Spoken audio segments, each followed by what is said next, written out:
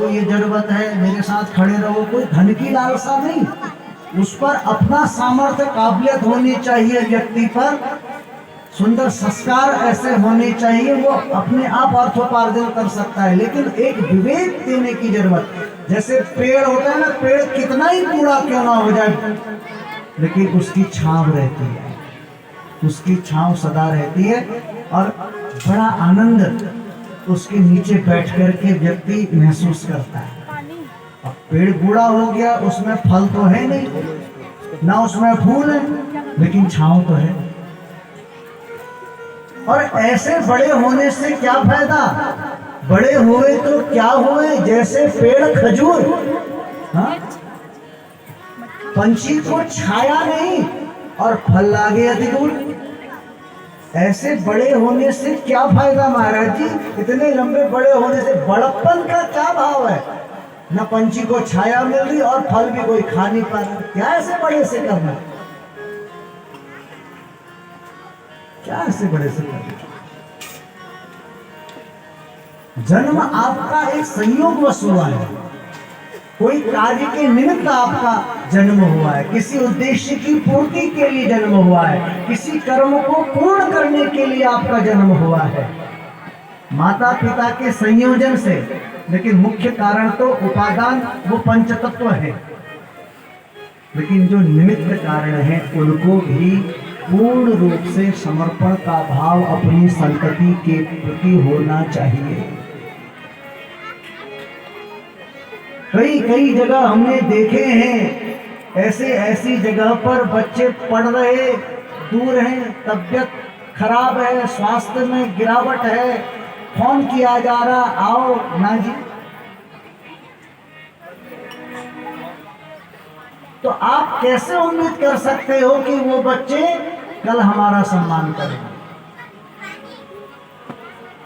इसलिए शिव कथा कहती है कि आपने जिनको जन्म दिया उनको अच्छे संस्कार दीजिए, हमेशा उनके साथ बैक सपोर्ट में खड़े रहिए, उनको सुंदर सुंदर प्रकार से उनके मनोबल को ऊंचा करने के लिए आपका अनुभव की जरूरत उन बच्चों को है।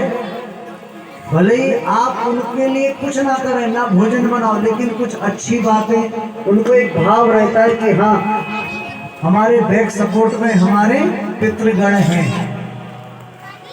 और जब आप इस प्रकार की भावना रखोगे अपने मन के अंदर, अपने हृदय के अंदर, कि हमारी संतति, हम अपनी संतति के प्रति तटस्थ हैं, जरूरत पड़ने पर हम अपनी संतति के साथ खड़े हैं, तब वो संतति निरंतर आपका पूर्ण सम्मान करेगी।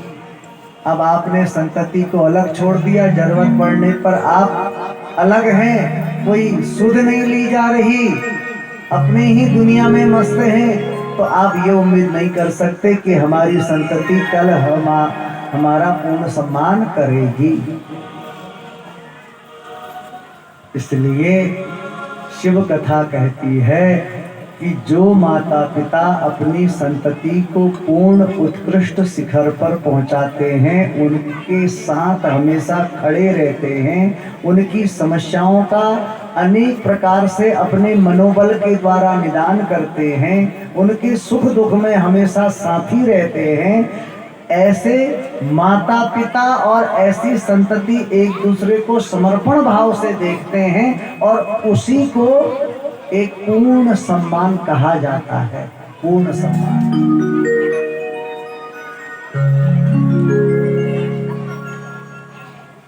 और माता पिता जो इस प्रकार के होते हैं, पूरे धर्मारूढ़ संतति के प्रति समर्पित और संतति पितरों के प्रति समर्पित, माता पिता के प्रति समर्पित, उसी को धरती आकाश की संज्ञा दी गई है।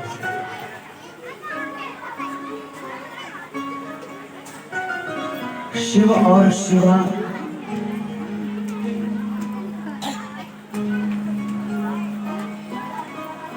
की बात हुई, पिता आकाश